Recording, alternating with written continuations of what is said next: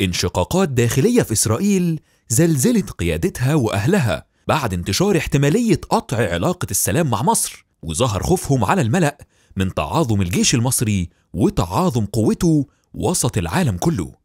اعترفوا بأنه في السنوات الماضية أصبح هو أقوى جيش في الشرق الأوسط، اتمنوا امتلاك ولو جزء من إمكانياته اللي شافوا إنها أتاحت ليه اختيار فرض الهيمنة. أما قدراته العظمى فشايفينها بمثابة الكماشة اللي هتحاوط الجيش الإسرائيلي من كل الجهات، وحذروا من مخططات التسليح المصرية المتمثلة في شراء أحدث الأسلحة والمعدات الحربية، ومن تدريباته اللي وصفوها بإنها مش مجرد مخططات وتدريبات هيدافعوا بيها عن أرضهم، وإن الغرض منها إنهم يهاجموا الجيش الإسرائيلي بيها. اعترفوا بإن الرعب بيزلزل قلوبهم من احتمالية نشوب حرب ما بينهم وبين الجيش الأقوى في المنطقة، واللي بيمتلك قوات برية وبنية تحتية كبيرة، ده غير أسطول بحري عملاق بيشكل خطر كبير جدا على إسرائيل وعلى تل أبيب اللي قادر يهاجمها بمنتهى السهولة عن طريق البحر. حذروا كمان من سيناء واعترفوا بمدى ضخامتها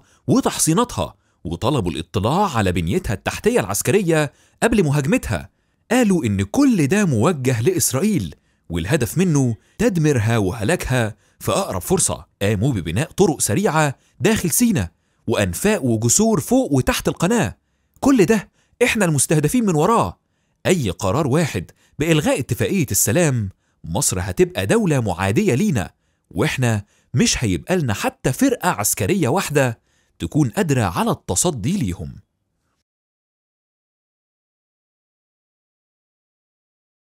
כן, אני רוצה להגיד לעם שלנו שאומנם זו מדינה ענייה, אבל זה הצבא הכי חזק היום במזרח התיכון. 4,000 טנקים, 2,000 חדישים, מאות מטוסים החדישים ביותר, חיל הים מהטובים שיש, הם במשך שנים בונים אוטוסטרדות לתוך סיני. אנחנו הכיוון, הם לא בונים את הצבא לשום מקום אחר. זאת אומרת, החלטה אחת של ביטול השלום, הם הופכים לאויב, למדינת אויב, ולנו אין אפילו יחידה, אוגדה. בגלל שקיצצנו את כל הצבא שלנו הדק לעמוד מולם. נכון, ואמרת, מעל 2,000 טנקים חדישים, מטוסים חדישים, הטובים ביותר, חיל הים הטובים שיש במזרח התיכון. הם בנו בשנים האלה מעל 100 מעברים, מעל התעלה ומתחת התעלה. אתה רואה בתוך סיני בשנים האלה עבודת תשתית ענקית של בונקרים, של דלק, תחמושת. כן, אתה כל לכיוון מדינת ישראל. פוטנציאל שלהם לפתוח במלחמה נגדנו. אנחנו צריכים לחשוב שהפוטנציאל עדיין קיים. השמיני בגודלו בעולם.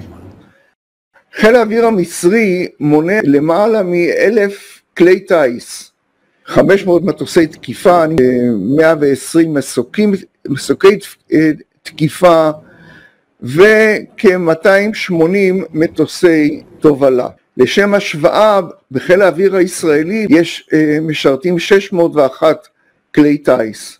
בשנים האחרונות מצרים מתעצמת, רכש מאז שעבד אל-פתח אל-סיסי עלה לשלטון 57 מטוסי F-16 מארצות הברית, 24 מטוסי רפאל שיוצר בצרפת, 50 מטוסי מיג מצרפת, ועוד כ-130 מסוקים מסוגים שונים.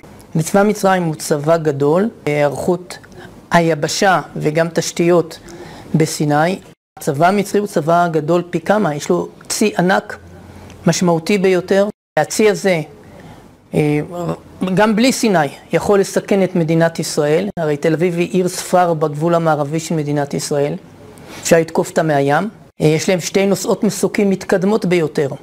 הלוואי ולצה"ל היה משהו מהיכולת הזאת. זה יכולת שנותנת להם אופציה למה שקוראים בשפה האמריקאית Power Projection. כי אם אנחנו רוצים לפעול למשל עכשיו מול החות'ים בים האדום, קשה לנו מאוד להגיע. אלא אם כן אנחנו בונים בסיס באיזשהו מקום אחר. למצרים יש יכולת מהים.